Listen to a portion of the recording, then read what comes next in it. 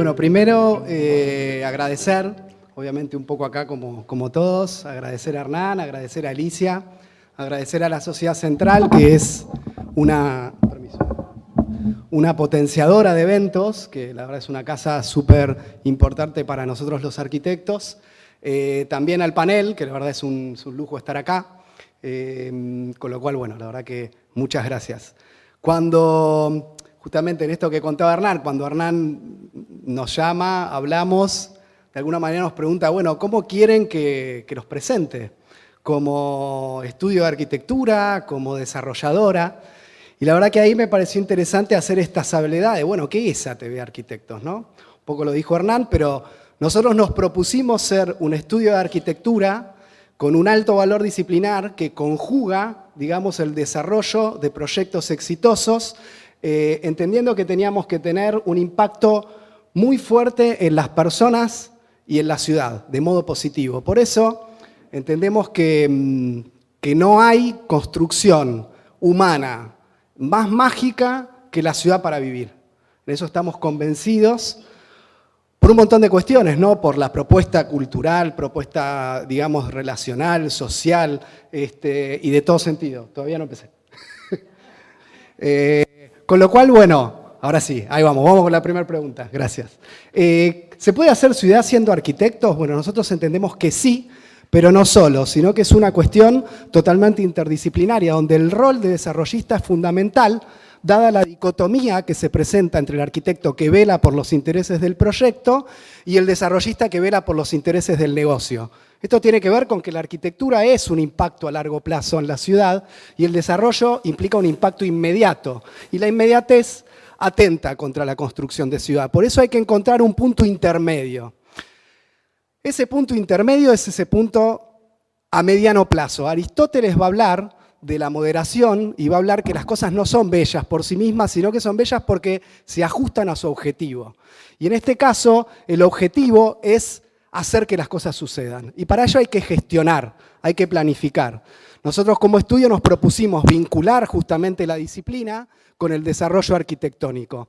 Y en ese sentido, el rol del arquitecto para nosotros ya no es un proceso donde el actor solo proyecta sobre el hecho construido, sobre la obra de arquitectura, sino que implica un proceso donde el arquitecto es un actor que proyecta, pero que al mismo tiempo se vincula políticamente, gestiona sobre el hecho construido y que ya excede cuestiones de ambiente, ciudad, profesión, facultad y transformación, entendiendo como una evaluación en términos de gestión del conocimiento y una mejora continua. Con esta cuestión definimos de alguna manera nuestras búsquedas, ¿sí? ¿Y qué va a ser estas búsquedas? Hay una película que se llama Sin Construcciones, ¿sí? Que lo que nos parece súper importante es que cambia la lógica de lo que implica la palabra obstrucción, que parece algo que dificulta, que imposibilita, y lo transforma en algo que nos desafía, nos propone hacer cosas mejores. Con lo cual nosotros, en esta cuestión de búsqueda, definimos nuestras propias obstrucciones y que van a ser estas obstrucciones las que definen nuestro lenguaje arquitectónico. ¿Cuáles son? Bueno, van a ser 5, ¿sí? Van a ser la tectónica, la materialidad, con sus sistemas de producción, el uso, que son las formas de habitar, como las obstrucciones disciplinales, y las de contexto y entorno, como la que se nos presentan para poder insertar un proyecto en un entorno determinado. Y vamos a hacer del campo de acción proyectual de la vivienda colectiva una tesis en la Ciudad de Buenos Aires, con lo cual vamos a escribir bastante y vamos a hablar de enverdecer, de vitalizar, de explorar, la pausa, entendiendo el hogar como un santuario, el sentir y un montón de cuestiones que van a ir pasando proyecto a proyecto, entendiendo que cualquier acción, independientemente de la escala, es capaz de transformar ciudad, ¿sí? Eso es fundamental.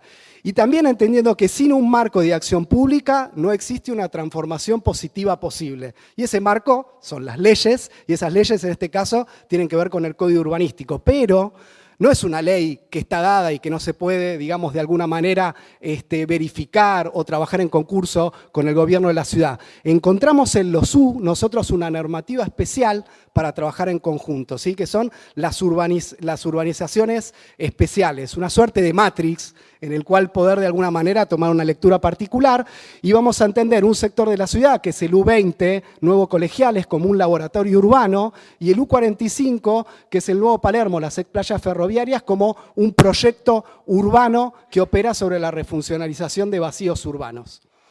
Entendiendo el primero, ¿sí? El laboratorio urbano, como dijimos recién, somos un estudio que tiene 20 años, hicimos más de 20 obras que están en este sector de la ciudad que se denomina Palermo Hollywood. Con lo cual para nosotros es importante establecerlo entendiendo que una obra tiene valor en sí mismo de individual, pero sobre todo desde lo colectivo, una relación totalmente entre ellas, casi a modo de entenderlo como un relato único, y que va a haber dos temas centrales, los contactos como modos de relacionamiento, casi como estas piezas de encastre, ¿no? de piezas japonesas, donde cada una de nuestras obras va a ser potenciadora de la existencia y de la identidad del barrio, y al mismo tiempo ese barrio se va a potenciar con las piezas nuestras, ¿no? Y el otro punto, el espacio de intermediación, que es el umbral, que es un lugar de intermediación que no tiene una forma y define a la ciudad independientemente de su escala de operación. Es ese punto intermedio que nosotros llamamos frontera, ¿no? Ese umbral donde pasa la vida y donde de alguna manera existe la relación entre lo público y lo privado. Así que cada una de nuestras obras tiene una relación directa con la siguiente y vamos a operar la repetición, la diferencia, el problema de la tectónica, la materialidad, la memoria y la reinterpretación, las tipologías, ¿no? La identidad, la fenomenología y lo que llamamos las viviendas urbanas, que son para nosotros casas en altura, que va a tener un punto bastante desafiante, que es este último proyecto de Palermo Green. Heidegger habla en el Ser y el Tiempo, en función a los modos de relacionamiento, que estamos totalmente condicionados a relacionarnos de la manera en que nos toca vivir en este momento histórico específico. Con lo cual nuestras obras van a tener que ver justamente con ello. O sea, nos vamos a poder relacionar con el entorno, con la identidad, con la existencia, a partir de entenderlas como relacionamientos físicos, relacionamientos, digamos, de porosidad, algunos que tienen que ver con geometrías, materiales, posibilidades de ver, de no ver, del fuelle, de este espacio de intermediación, que son las expansiones, que nuevamente nombro como la relación entre lo público y lo privado, y que esos espacios de intermediación, ese umbral, empieza con las plantas bajas activas, quiere decir propuesta hacia el barrio, y que de alguna manera ese espacio urbano penetra hasta el interior de la manzana, y esas condiciones no solo se dan en planta baja, sino que tienen que darse en el proyecto en su totalidad. Entonces vamos a utilizar, obviamente, la estructura como parte del lenguaje de nuestro proyecto y esa frontera, ese umbral se va a definir a partir de estas construcciones.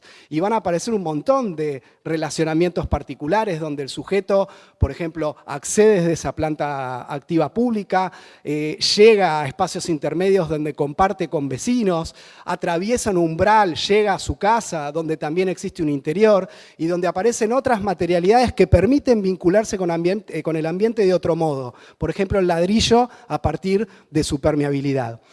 Encontramos en este proyecto de CENS Nicaragua, era un lote de 4 frentes que el código nos permitía desarrollar una torre, y no hicimos una torre, sino que hicimos un proyecto de completamiento de tejido, que para nosotros era la mejor manera de definir una vivienda urbana en este sector de la ciudad.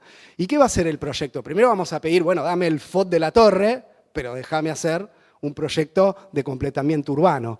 Y vamos a tener mucho cuidado en los contactos que el proyecto plantea para con los vecinos. Entonces, todos estos vacíos en doble altura, los vínculos que tienen que ver con el proyecto, la porosidad, se va a dar y va a explotar para todos sus laterales. Entonces, de repente estamos en expansiones que potencian esas visuales, interpretan lo que para nosotros tiene que ver la vivienda urbana, ese aire va a pasar al interior, va a definir dobles alturas, entendiendo la cocina también como el lugar que hoy nos reúne como familia y que la materialidad va a ser condicionante de esos espacios. Y el quinto punto de Le Corbusier retomado, que son las terrazas verdes, ¿no? Que en este caso son los lugares más propios en los que se puede llegar a desarrollar esa vida urbana. En el U45, que es el otro punto, me parece importante nombrar que es una pieza urbana, ¿no? ¿Y qué quiere decir esto? Fue como un punto cúmine para poder llevar todas estas obstrucciones que yo nombraba antes y tiene que ver con la refuncionalización de los vacíos urbanos, que fueron 3 playas de maniobra, la de Palermo, la de Caballito y la de Liniers.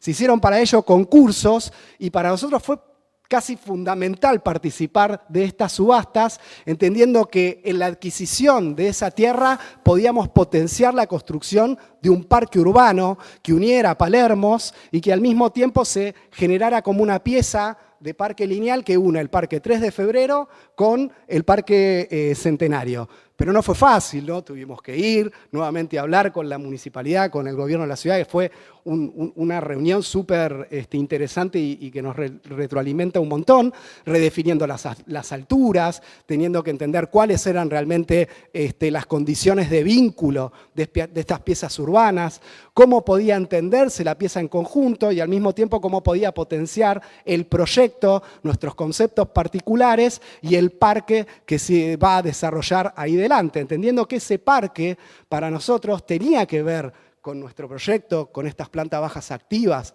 hacia el barrio, hacia la ciudad, hacia el ámbito urbano, y que ese parque penetra y no solo lo hace propio, sino que lo atraviesa. Y nuevamente definiendo estas cuestiones de terrazas y espacios urbanos como la vivienda urbana que para nosotros es importante sostener. Por ello hay que tender puentes como conclusión. Nosotros creo que tratamos de hacer algo de ello, y un libro Rayuela, obviamente, donde Oliveira habla de la maga y dice que el atarmento a su amor, que no le sirve de puente, porque un puente no se sostiene de un solo lado, jamás Wright o Le Corbusier construirían un puente sostenido de un solo lado, sino que hay que pensar y hacer, repensar, volver a hacer, porque como dice Payasma, un proceso de diseño abordado con profundidad puede hacer del promotor, del arquitecto y hasta de un visitante ocasional del edificio seres humanos sensiblemente mejores. Muchas gracias.